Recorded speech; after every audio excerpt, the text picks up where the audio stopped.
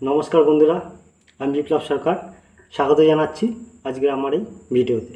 তো আজকে আমরা কথা বলবো পশ্চিমবঙ্গের এসআইআর বা স্পেশাল ইন্টেনসিভ রিভিশন নিয়ে, যা ভোটার তালিকা সংশোধন অভিযান, যা নিয়ে চলছে গোটা রাজ্য জুড়ে প্রবল বিতর্ক ও রাজনৈতিক উত্তেজনা। তো চলো আমরা শুরু করি।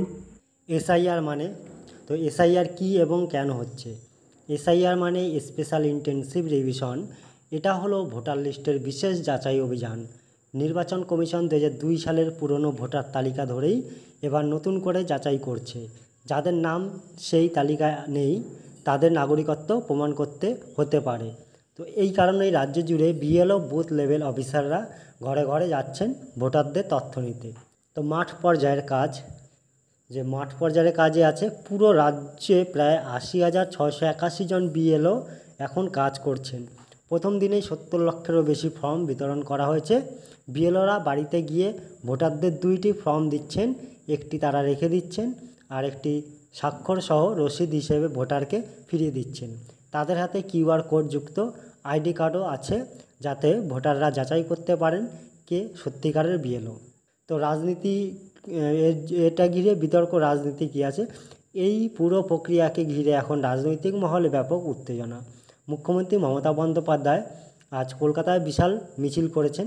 তিনি বলেছেন এই এসআইআর হচ্ছে এক ধরনের নিঃশব্দ রিগিং।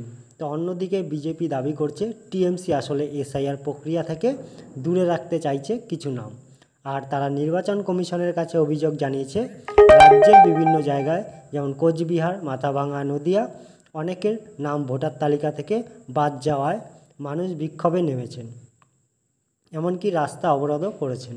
ভোটারদের জন্য দরকারি যেগুলো তথ্য, তুমি যদি ভোটার হও তবে কিছু বিষয় জেনে রাখা জরুরি।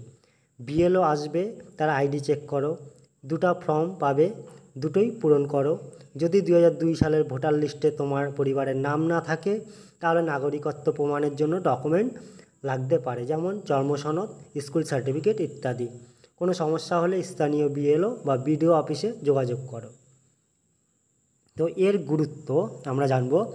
এই অভিযানটা এত গুরুত্বপূর্ণ কেন? কারণ 2002 সালের এর পর এই প্রথম ভোটার তালিকা এত বড় আকারের আপডেট হচ্ছে এবং 2026 সালের বিধানসভা নির্বাচনকে সামনে রেখে কে ভোট দিতে পারবে আর কে পারবে না তা নির্ধারিত হবে এই এসআইআর ফলাফলের ওপর। তাই এই প্রক্রিয়াটি রাজনীতির দিক থেকে অত্যন্ত সংবেদনশীল। বন্ধুরা, আজকের ভিডিও এখানেই শেষ করছি। তো তোমার এলাকায় বিএলও এসেছে কিনা এবং নাম যাচাই হয়েছে কিনা কমেন্টে জানাও।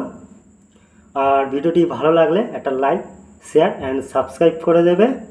তো ধন্যবাদ, পরের ভিডিওতে দেখা হবে।